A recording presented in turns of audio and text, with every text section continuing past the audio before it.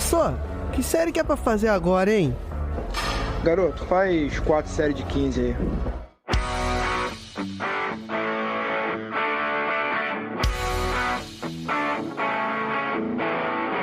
Você está ouvindo o podcast 4 de 15. Olá pessoas, vamos para mais um Drops, que é aquele podcast rapidinho onde nós respondemos suas perguntas. Na verdade isso não somos nós, sou eu, o professor Yuri Motoyama, que estou aqui para responder suas curiosidades que envolvem ciência, treinamento físico e saúde ou conversar sobre polêmicas. Antes da gente começar, eu quero mandar um salve aqui para o nosso ouvinte, o Lucas D'Angelo. Abração, Lucas. Continua ouvindo aí o 4 de 15, que é muito legal ter ouvintes como você, que vão interagindo e conversando com a gente. E também eu quero deixar um recado pro pessoal do Spotify. Lá no Spotify tem agora uma forma de você interagir com o episódio. Então você pode escrever lá o que você achou, às vezes eu coloco algumas enquetes, quem ouve pelo aplicativo. Só que, gente, eu não consigo responder. Eu até queria responder o que vocês... Às vezes tem gente que coloca algumas perguntas lá. Então eu não sei, ainda preciso aprender. Como que eu faço pra entrar lá e responder? Eu já tentei clicar em tudo pela página do Spotify lá, de podcast, né? A gente tem uma página. E eu não sei responder.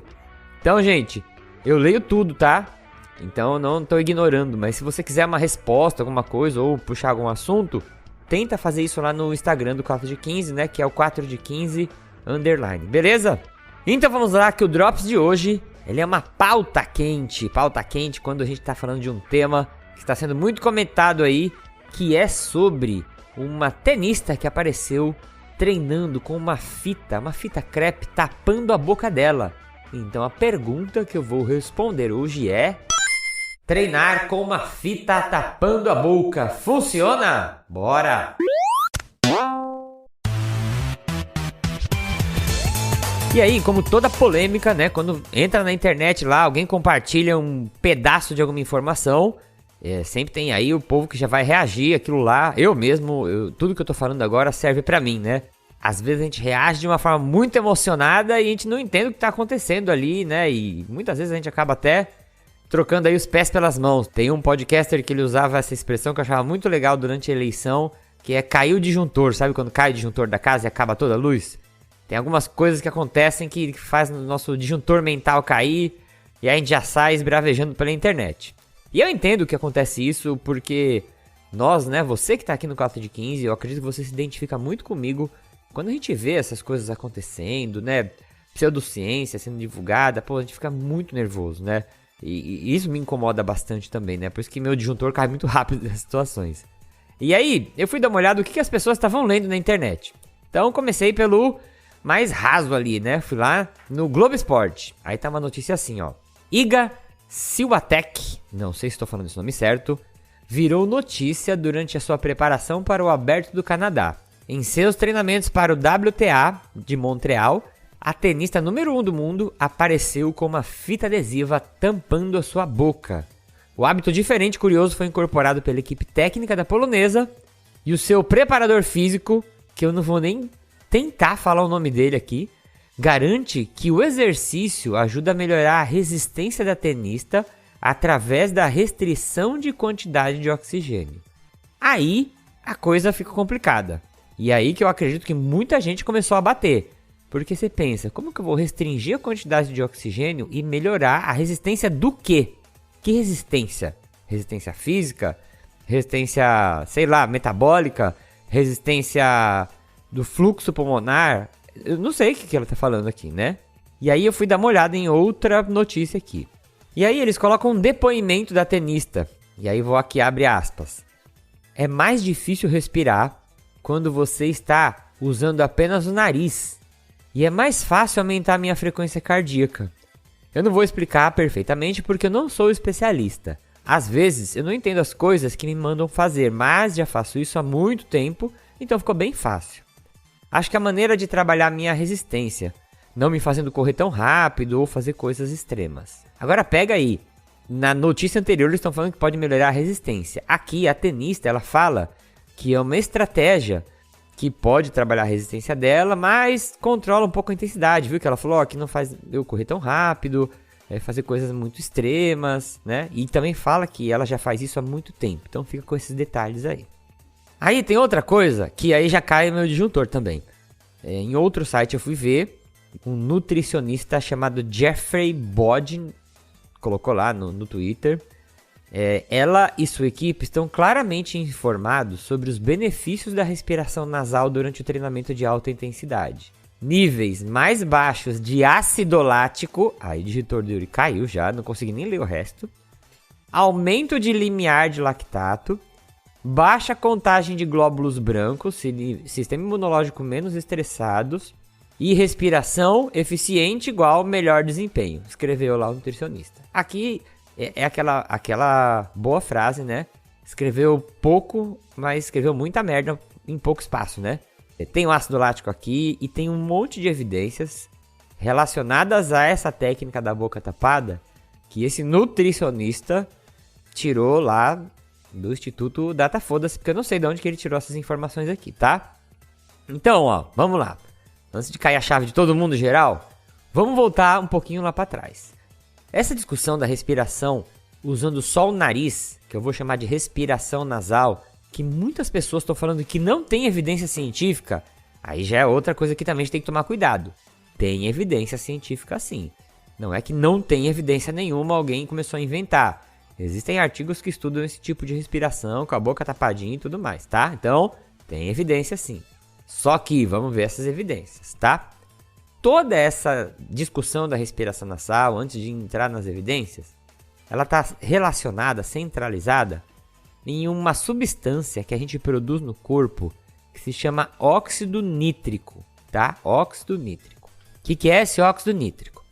Ele é sintetizado quando a gente transforma no corpo um aminoácido que chama arginina, L-arginina, em citrulina, L-citrulina, né? Em uma reação que é mediada por uma enzima que se chama sintase do óxido nítrico, NOS. E aí quem estuda alguma coisa relacionada a isso já deve ter visto, o controle de pressão arterial, né? Essa enzima que eles, em inglês fica a sigla NOS, tá? A gente tem duas formas de óxido nítrico, não vou entrar nisso aqui, mas existem as isoformas que eles chamam de constitutivas, que elas vão ser encontradas nas células endoteliais, e é o que eu vou explicar aqui no Drops, dessa forma constitutiva. Tem lá nos vasos sanguíneos, né, que ela contribui com a vasodilatação, né, o óxido nítrico é produzido pelas células endoteliais dos vasos sanguíneos, nos neurônios também, né, e tem outro tipo que chama indutível, que aí ele está relacionado com o processo inflamatório. Ele vai começar a ser expresso com ação de citocina, endotoxina, interleucina, e aí está relacionado com o processo inflamatório, tá? Não é o que a gente vai entrar aqui. Agora sim, a origem do óxido nítrico nasal produzido pelo nosso nariz, agora já estou dando outra informação, a gente produz esse óxido nítrico, ela ainda é controversa, então alguns autores dizem que a gente tem uma maior produção de óxido nítrico nos tecidos que cobrem os seios paranasais. Agora, sabe quando você tem sinusite? Quem tem sinusite sente uma dor na testa, nessa região do lado que a gente chama de maçã do rosto, aqui do lado do nariz. A gente tem alguns ossos que eles são ocos e eles ficam com um espaço aéreo dentro, um espaço vazio. E esse espaço, né, na sinusite, produz muco ali, e aí ele inflama e tudo mais. Esse espaço a gente chama de seios paranasais. São espaços ocos mesmo.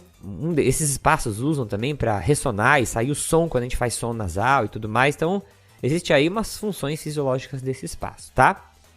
A maior parte dos estudos indicam que o óxido nítrico, a maior parte do nosso óxido nítrico, ele é produzido lá nos tecidos que recobrem esses seios paranasais. Então, lá, nesses espaços, tem óxido nítrico sendo produzido. E ele vai se acumulando ali na cavidade nasal quando a gente está respirando pela boca. Então, quando você não está respirando pelo nariz, o ar não está passando na cavidade nasal, parece que vai produzindo óxido nítrico ali e ele vai se acumulando nesses espaços nos seios paranasais. E também durante o ciclo nasal. Não sei se você já reparou, né? Mas o ciclo nasal, ele é uma congestão e descongestão que acontece espontânea da nossa mucosa durante o dia. Reparou que às vezes um lado do seu nariz está mais tapado e o outro está menos tapado? E tem até algumas evidências, não sabia disso, foi estudando para a pauta que eu vi. A cada 4 ou 8 horas, um lado meio que entope e o outro desentope. E isso acontece porque a mucosa do nariz, ela incha mesmo para tampar mesmo a respiração ou diminuir a respiração de um lado. Existem algumas hipóteses que falam que quando um lado tampa é justamente para acumular óxido nítrico desse lado, de um lado, né, nos seios paranasais. E aí quando ele destampa, você respiraria aquele gás que foi produzido ali, né? Então quando a gente está falando, quando a gente está comendo, engolindo coisas, respirando pela boca mesmo, parece que nesses momentos existe uma produção e um acúmulo de óxido nítrico nos seios paranasais, tá? Então imagina os seios paranasais como bolsinhas de ar que a gente tem dentro dos ossos do rosto aqui, do crânio, que estão conectadas com a parte de dentro lá do nosso nariz, na nossa cavidade nasal, tá bom? E aí, o que acontece? Para que funciona esse óxido nítrico? Então tem algumas hipóteses aqui, né? Que ele pode ter um efeito antibacteriano, ajudar na controle de vírus nas vias respiratórias, na atividade dos mucos, né, que se formam nessas membranas que tem ciliares que a gente tem no sistema respiratório.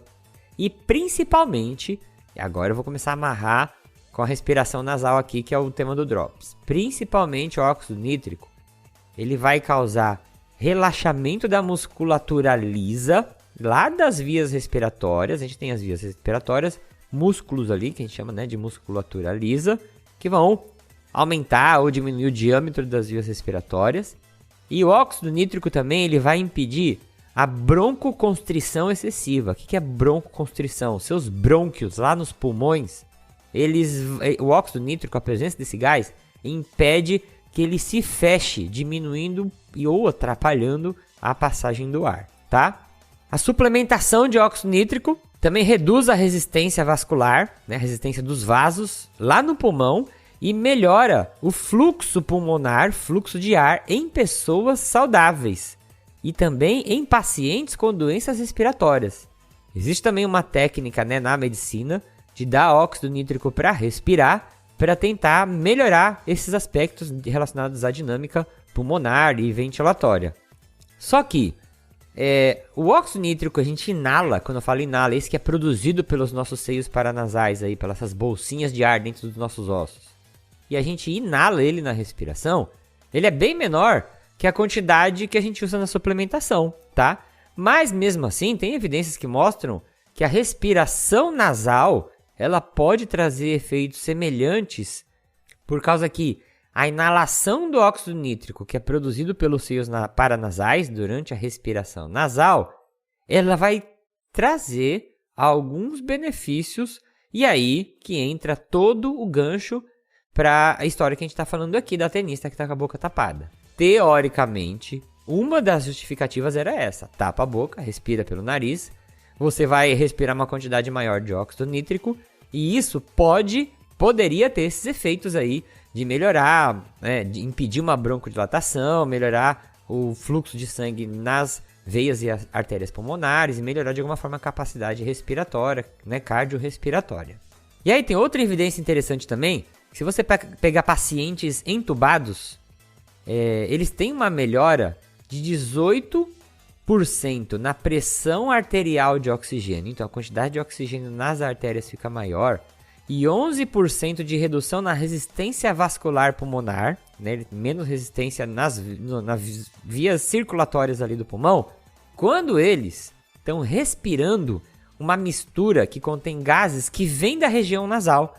Porque quando o paciente está entubado, né, em respiração mecânica, ele vai inspirar, na verdade, o ar que vem do ambiente. E aí tem uma técnica que mistura um pouquinho dos gases que são produzidos na narina nesse ar que vai entrar, que ele vai respirar, que ele vai inspirar. E aí parece que quando ele inspira, gases que são produzidos, né, que estão ali nessa cavidade nasal, a gente tem esses benefícios. E aí atribui isso também ao óxido nítrico. Não se sabe bem, né, na literatura científica não está muito esclarecido como que acontecem esses efeitos, né, da inalação do óxido nítrico, mas a gente tem essas evidências que são bem interessantes. E tem alguns autores que chamam até essa substância de um mensageiro aerócrino. Olha que legal, né? A gente chama de endócrino, quando a gente vai falar que é um hormônio produzido, né, para o nosso corpo. Aqui eles chamam de aerócrino, como se fosse uma substância mensageira produzida por gás, por vias aéreas, né? Muito interessante. Agora, vamos falar de exercício. A ideia da gente sustentar uma respiração nasal para ter esses benefícios durante o exercício, ela já tem um problema. Por quê?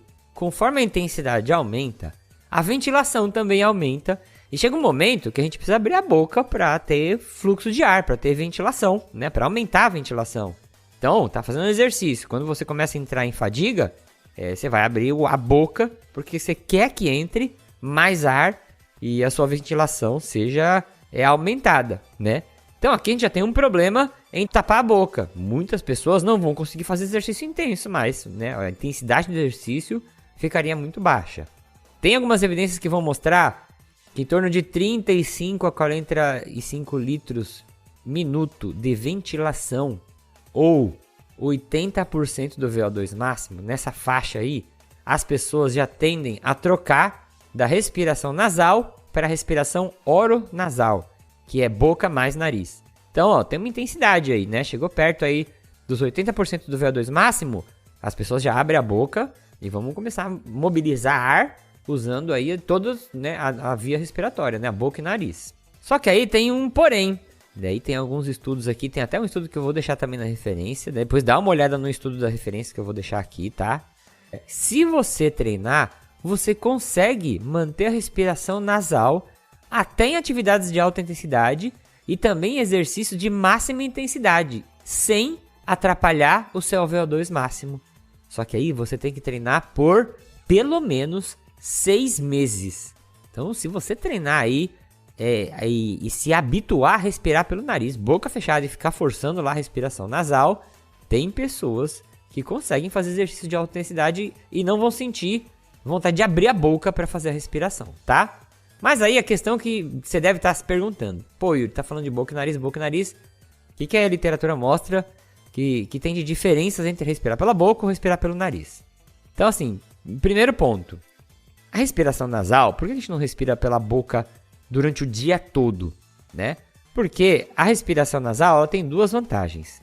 Ela aquece o ar e ela deixa o ar mais úmido. Para as trocas gasosas acontecerem de maneira eficiente, né? O ar dentro do nosso pulmão é um ambiente muito úmido. Sabe aquela, a gente coloca pressão de umidade do ar, né? Ah, fala hoje o ar tá com tantos por cento de umidade. Dentro do nosso pulmão é 100% de umidade. Então, para as coisas funcionarem ali, tem que ter o ar muito úmido e aquecido. Respirar seco e principalmente ar frio causa até dor nas vias respiratórias. Não sei se você já foi viajar para algum lugar que é muito seco, né, ou que tá muito frio, que você vai respirar e dá uma dor, né, nessa região, no começo aqui das vias respiratórias, traqueia, faringe, né? Então, incomoda bastante. Então, tem uma função de respirar pelas narinas, que está relacionado ao aquecimento e umidificação. Tem um estudo que está até aqui na referência, que ele pegou 5 homens e 5 mulheres e treinou eles, né, por mais de 6 meses. E ele não viu diferença no desempenho no teste incremental. Fez um teste de VO2 máximo. Um grupo treinou com a boca tapada, correu o teste incremental com a boca tapada. Não teve diferença no desempenho. Não teve diferença na percepção de esforço. E, que é o mais engraçado, que eles não entendem ainda, não conseguem explicar, quem fez com a boca tapada teve um equivalente, né, de oxigênio de CO2 menor. É como se eles tivessem sido mais econômicos. Né? Ainda não se entende muito bem o que acontece aí, né, no caso desse estudo. Depois eu peguei o estudo para dar uma olhada, né? É uma amostra de 5 e 5. A estatística que eles fizeram, né? Eles não mostraram ali se eles escolheram fazer uma estatística. Fizeram um teste para escolher uma estatística paramétrica ou não.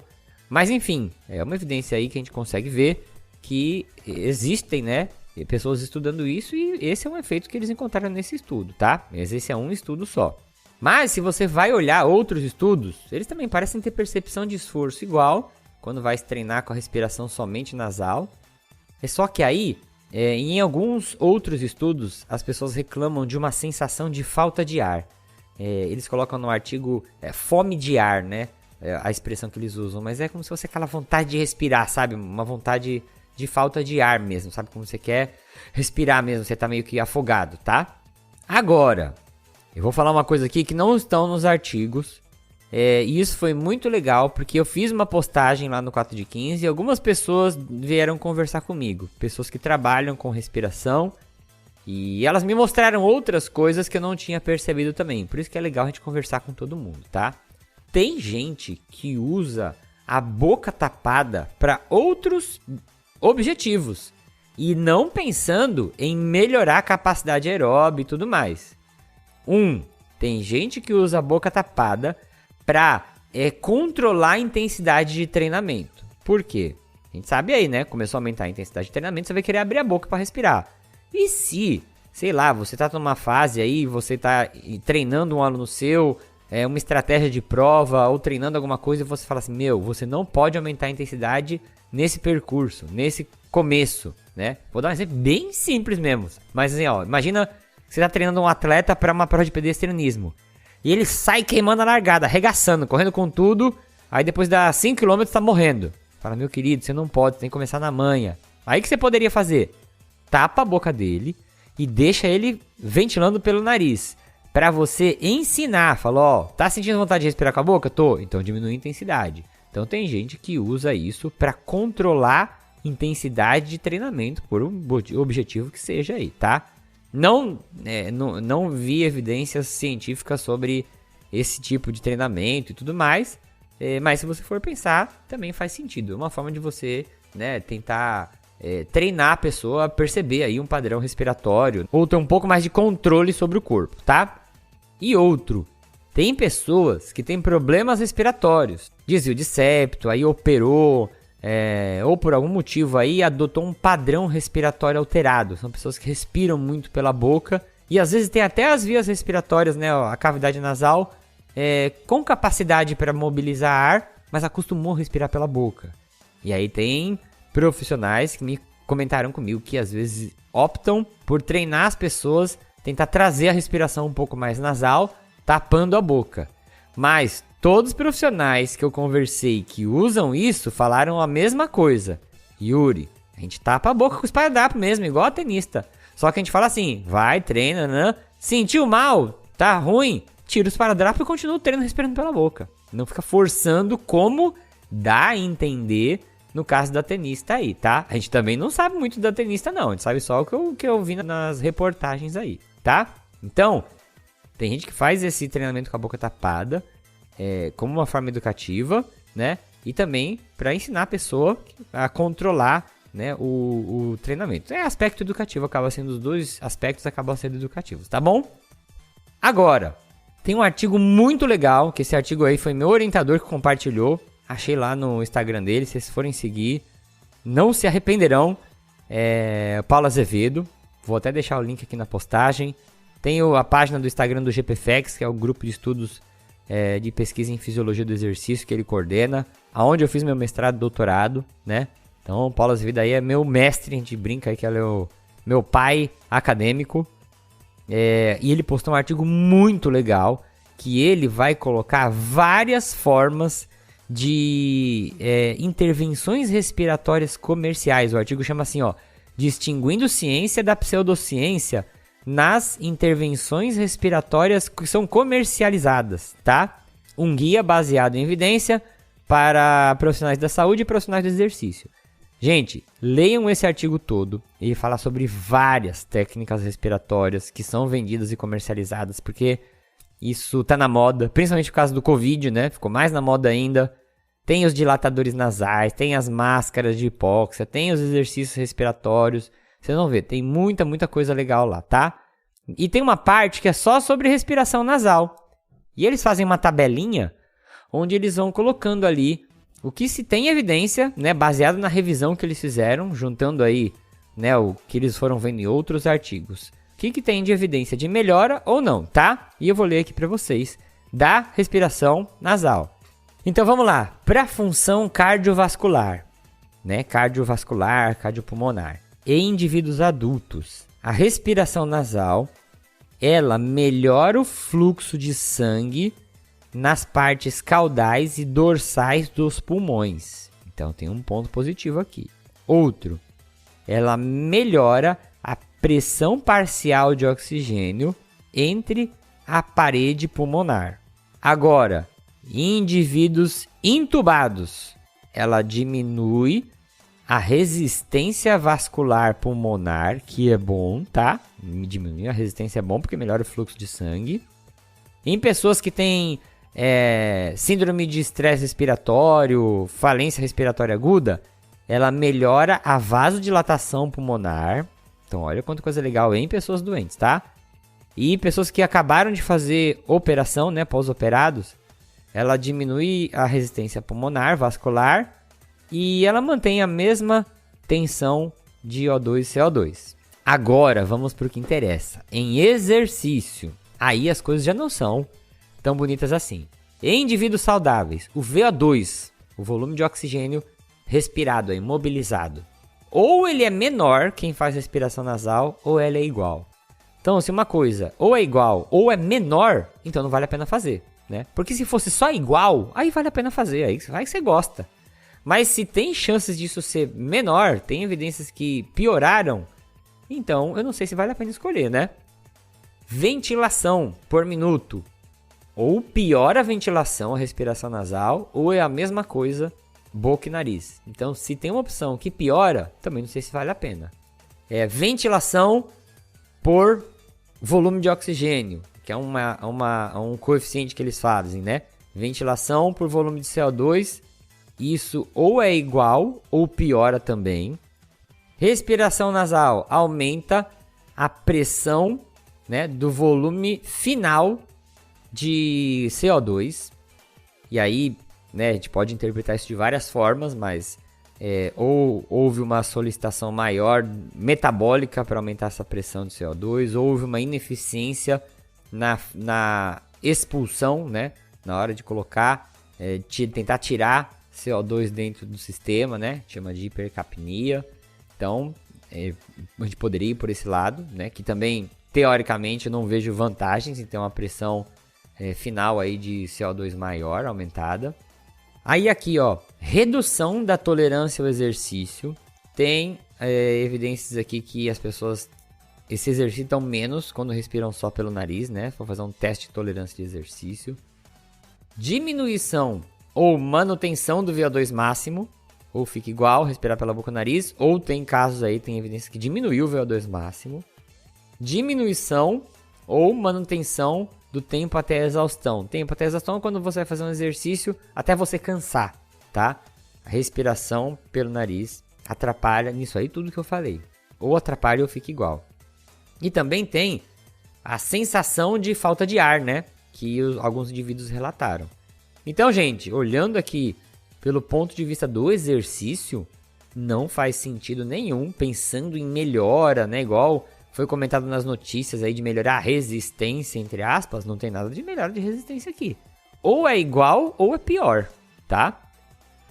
Agora, durante o exercício, em indivíduos com asma, aqui parece ter uma coisa legal, ó. Diminui a prevalência e severidade da broncoconstrição pós-exercício. Então, às vezes tem indivíduos que têm asma e às vezes, sei lá, por uma ativação maior do sistema simpático, tem pessoas que têm broncoconstrição, né? Como se fosse um reflexo ali, né, do sistema respiratório. E parece que se você treinar com respiração nasal, diminui a prevalência ou essa broncoconstrição, ela é menor. E aí parece ser uma das vantagens de treinar forçando uma respiração nasal, tá? E aqui eles terminam colocando que respiração nasal não é uma técnica apropriada para pacientes que já tiveram dispneia, né, ou doença pulmonar obstrutiva crônica, alguma doença pulmonar, tá? Em conclusão, então, aqui, ó, para pacientes que, no caso aqui, né, que tem problemas respiratórios em repouso, né, agora não tô falando exercício, parece que é interessante a respiração nasal, tá? Segundo ponto, dá para treinar com respiração nasal, sim. Se você quiser treinar em alta intensidade, você vai ter que treinar e ser habituado a isso, né? Nos artigos aqui eles colocaram pelo menos 6 meses de habituação. Então, se você acha isso muito importante, você pode até tentar aí ver com o seu treinador para fazer isso. Só que, ó, não existem evidências que esse treinamento melhora a capacidade aeróbia ou qualquer variável relacionada a desempenho físico, tá? Não tem nenhum benefício em indivíduos saudáveis que vão realizar esse tipo de respiração ou esse método como treinamento, tá bom? Então, fique com isso aqui. Se você quer usar, pode ser que você use com aqueles contextos educativos que eu falei, mas agora, e no que a mídia está divulgando, que é para melhorar a resistência, melhorar a capacidade aeróbia, aí a gente não tem evidências, na verdade até tem evidência que ou é a mesma coisa fazer isso, ou piora. Então, né, como eu já falei, se alguma coisa tem evidência que possa ter chances de piorar e não de melhorar, então não vale a pena. Tá bom? Ficha técnica do programa, apresentação, produção e edição foi feita por mim, Yuri Motoyama. As artes das capas também foram produzidas por mim. A música de abertura é uma composição do meu amigo Anderson Botega. E as vozes da introdução são do Diogo Borbi e do Marlo Sanuto. E aí eu agradeço você aí por ouvir esse episódio, tá junto com a gente até hoje. Este ano o podcast 4 de 15 vai fazer 10 anos. Vai ser muito legal aí comemorar isso com vocês. E o 4 de 15 também faz parte do Portal Deviante, que é o maior portal brasileiro de divulgação científica em formato de podcast. Se você gosta de ciência, vai lá que você vai achar muitos podcasts legais para ouvir. Não deixem aí o disjuntor cair, fiquem bem e até o próximo episódio, gente. Abraço!